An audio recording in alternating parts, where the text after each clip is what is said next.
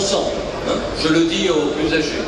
Nous avons fait l'Europe et nous avons pensé au lendemain du drame qu'il fallait la faire par le marché. C'était ce qu'il y avait de plus simple. Mais à l'époque, à travers nos haies qui s'appelaient les frontières, le marché était national. Le marché était dompté, comme tout à l'heure, les magnifiques bêtes que vous avez vues. Aujourd'hui, les haies, les frontières ont disparu, le marché est devenu monstrueux et il échappe à tout le monde. Nous avons fait l'Europe, mais l'Europe est dominée par le marché et en Grèce, en Italie, même ici, on peut douter. Il est un domaine où justement nous avons fait l'Europe par la politique, par l'économie, par l'intelligence collective. C'est la politique agricole commune. Car nous avons su conjuguer la force du marché et les règles de l'économie mixte, les règles de l'intervention des États, les règles de la solidarité européenne.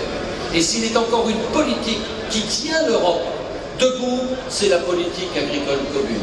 Et notre chance, c'est qu'il y a quelques mois, dans une relative indifférence, un grand ministre de l'Agriculture, Bruno Le Maire, a obtenu que l'Europe, pour son bonheur, l'Europe, pour sa survie, maintienne tout simplement la politique agricole commune. Certes, plus exposée au vent du grand large et aux incertitudes du marché, vous le savez, dans le domaine du lait, mais faisant les efforts nécessaires pour que nous soyons au rendez-vous de notre autonomie alimentaire et de notre capacité à tutoyer la mondialisation.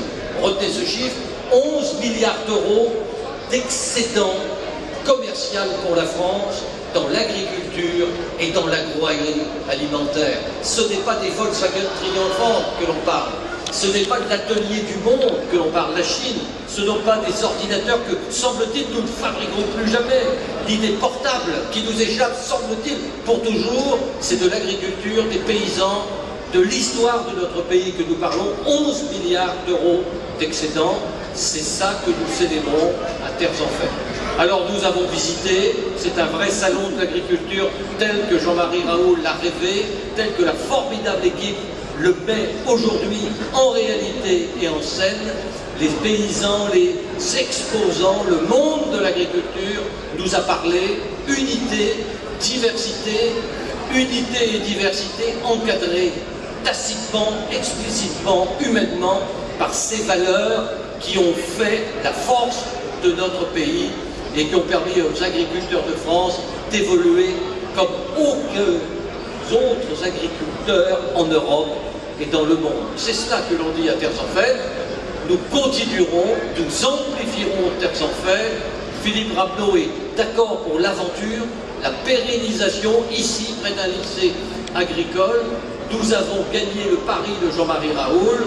Nous avons notre propre salon de l'agriculture. La politique agricole qui sera environnementale ou ne sera pas demeurera.